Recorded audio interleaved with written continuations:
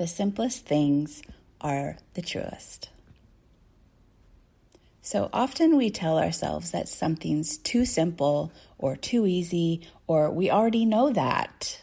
And we go off looking for more complicated and complex answers and solutions because deep down we actually already know that the simplest things are the most true and the most effective. We already know the answer. We already know what we want or need to do, but we're still in resistance to receiving a solution because we're not ready for it yet, or because we don't feel worthy of it yet.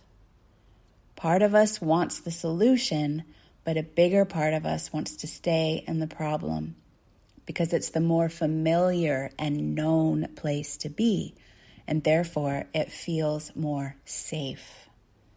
And we are wired in our nervous systems to seek safety in the familiar, and our brains will always prioritize that safety over what we want. So to change this, you have to make the unfamiliar familiar. You have to create an experience of safety around doing or having a different thing. Once you do that and you see that it can indeed be done, then you have a new expanded experience of what is safe for you to be, do, or have. And that new experience begins to become your new normal. So how do you create an experience of safety around doing or having a different thing then? Let's find out. Number 1, you set your intention to do so. Sounds simple, right? But for example, you may believe and have been taught all of your life that you can either have freedom and fun, like time off or vacations, or you can have money and save and invest instead. The either or of that felt known and safe and allowed. You've seen that done, right? You believed you could have the relaxation, the fun, or the freedom, or you could have that money and save more money, but not both. So something different to this might be to set the intention that I spend and have freedom and fun, and I save and invest, not or. The or goes bye-bye and gets replaced with an and. This might seem really simple and really obvious, but those things so often get overlooked when we have a subconscious or. Like you don't get to save money and take time off at the same time. It's like that possibility doesn't even exist for us until it does. And how we create that possibility is by simply intending it in the first place. So, number 2, you then take any big or small action towards that intention that you can, as often as you can. So, for example, in the above case, that might look like you book that vacation or you take that time off and you set up an automatic savings withdrawal that deposits something into your savings at the same time. Your mind might say, I don't have enough to do that though. But if you are committed, you will find a way, and you can start really small with this. So for one person, that could look like literally taking a few hours off or taking a Monday off and going to do something that feels fun for them, and then depositing $5 in their savings for doing that same day. Or it could look like multi-week trips that cost multiple thousands of dollars that you both spend and save. It doesn't matter. In either case, you are now experiencing a new reality that you can have fun and save at the same time. So even if it was just $1 you put away, it would be a powerful thing and a powerful message that you are sending to yourself with that action, because it's an energetic and symbolic gesture that shifts your lived experience to, hey, I get to save and have fun and pleasure and freedom.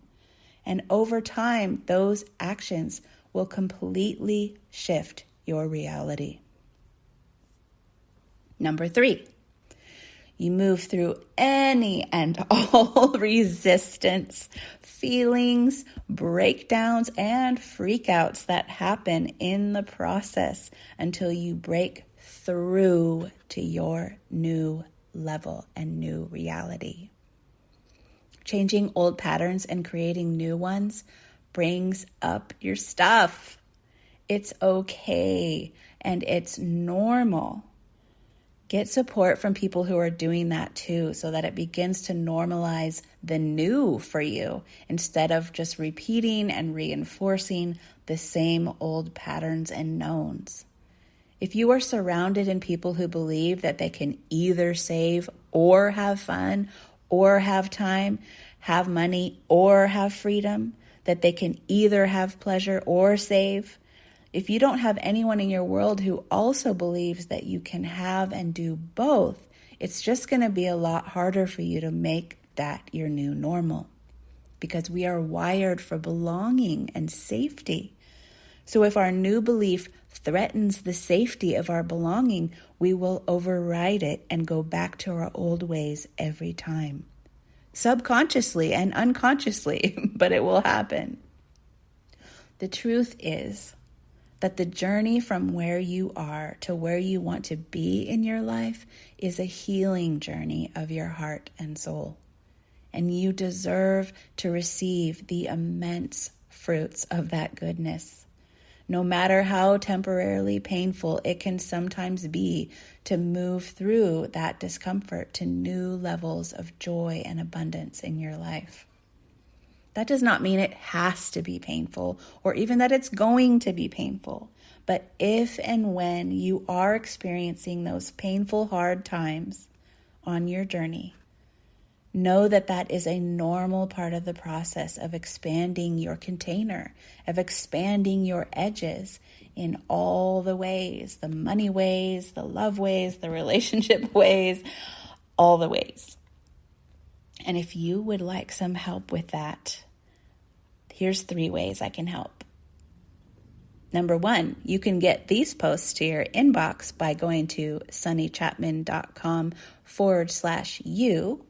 Number 2, you can buy my new book, Rich in Love, which is available at sunnychapman.com/rich-in-love-book. And number 3, you can join my full Feast or Famine No More course where we work on this stuff all year through. And that is at sunnychapman.com/feast. Thank you for joining me this week, and I will see you next week.